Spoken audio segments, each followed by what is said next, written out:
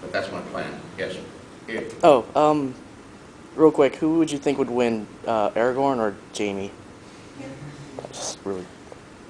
Aragorn or Jaime? Well, where are they fighting? And does Jaime have both of his Let's hands, say or they're is both at it? the top of their condition. It's just them both, and they're having a sword battle. Uh, I think Jaime would probably take Aragorn, Uh, especially if he was allowed to be armored. okay. And that's one thing I hit on several of these voodoo cage matches, because it's sort of a pet peeve with me. Like, armor was invented for a reason. It's good to wear armor if you're fighting with sharp pieces of metal. Yes, there are disadvantages to armor. If you're in water and you fall in water, you may drown because the weight of the armor will pull you under.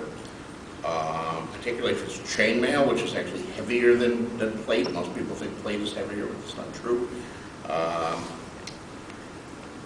Particularly the Milanese plate, but by the time plate came in at the end, the last armor was good. But people wore armor because it protected them, and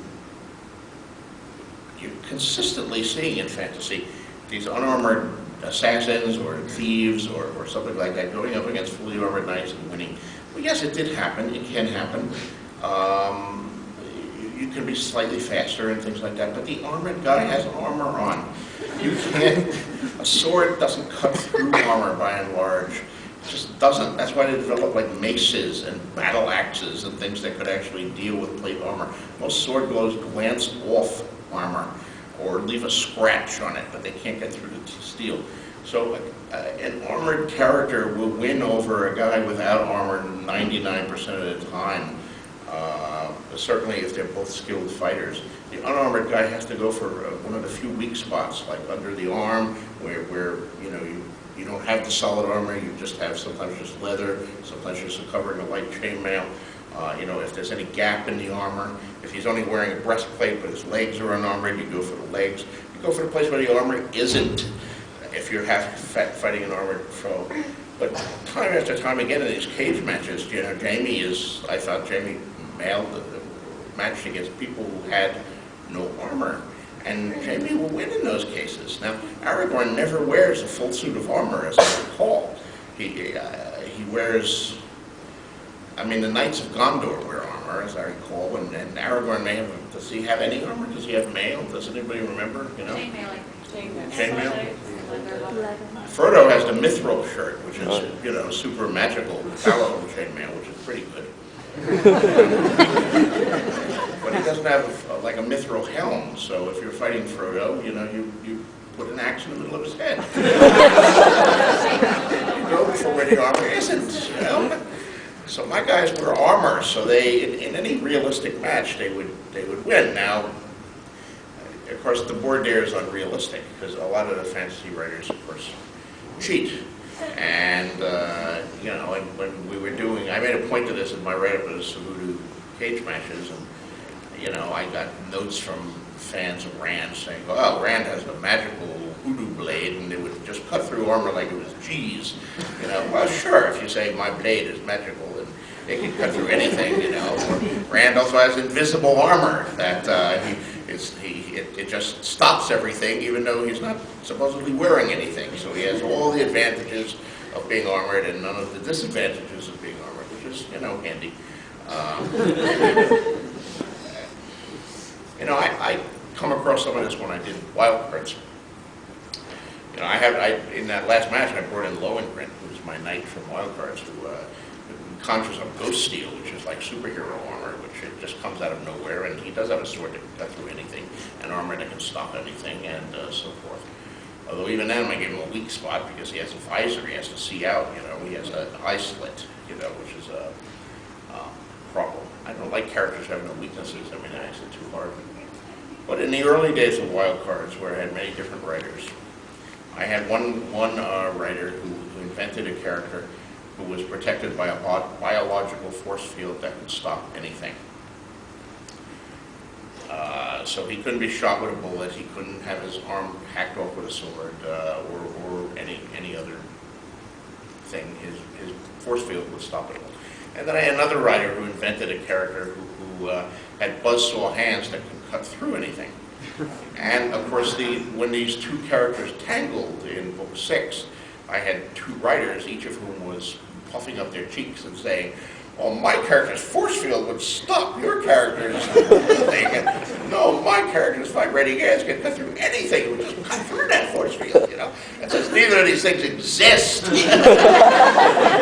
there was no way to settle this rationally. I just had to say what I wanted to happen, and I did. So you have to read the book to find out who won that argument. But,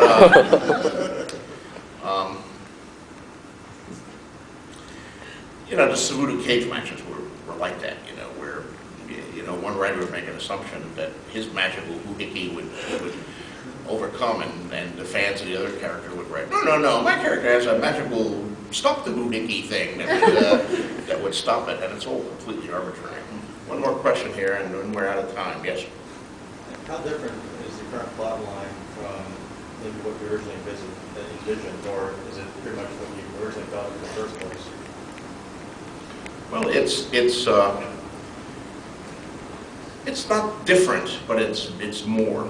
You know, it grew in complexity, in layers of complexity. And I like complexity. I've always liked a certain amount of complexity. It feels real to me.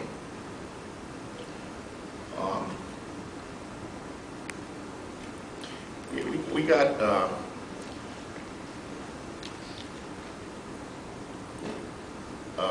press release last week, you may have seen, about HBO had hired this guy to create the Dothraki language for the pilot. And he went to this association of people who make up languages for a hobby, the language making up club or something. And they took proposals, and they picked a guy, David Peterson, and he's invented the Dothraki language. And that's all fine, and we released it in the press release, and I've been communicating with Peterson, the Dothraki thing, and we've had a nice communication. I'm trying to work out whether I can actually use some of his Dothraki in the books, which is a sort of a legally ambiguous situation, because it's owned by HBO, not by me. But while all this is going on, I see a letter that came up on some blog or something other from some other guy who makes up languages for a living, denouncing the group that HBO approached, the Language Making Up Association, and you know, on whatever terms. And I was just struck by this because he has long posts about what's wrong with it, and you know, the guy who got the gig is a good guy and is going to do a good language, but he doesn't like this association, and they have these attitudes that he doesn't like. And it just reminded me of like SIFWA, all the fights we have in the Science Fiction Writers of America. And you know, how many people actually make up fake artificial languages for a hobby? I knew Tolkien did it. I didn't know there was like a whole bunch of people out there. How many can there be who decide to make up imaginary languages that no one will ever speak except them and the 3 people that they speak it to? You know, I mean, most of these languages are not part of anything. And yet, however small a group that was, let's say there are 100 people in the world who indulge in this hobby. They already have factions and are politically fighting with each other over policies of this.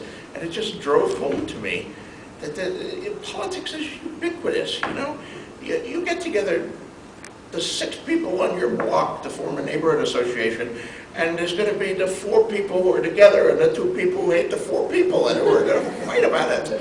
So human life and politics especially are incredibly complex, and I try to reflect that in some of my life because it's true. And I pick up other fantasies and I don't see any of that complexity. It's the good guys and it's the bad guys, you know? And where's you know, the good guys would have 17 different factions. They're all good, but they would only be good in different ways. And Tolkien had some of that. And those are my favorite Tolkien characters. I mean, Boromir, the great character in Tolkien, he's a good guy, but he's a good guy with flaws. Denethor, you know, wonderful tragic character. I find them much more interesting than the complete heroes and the complete villains. I find all of this interesting. So complexity.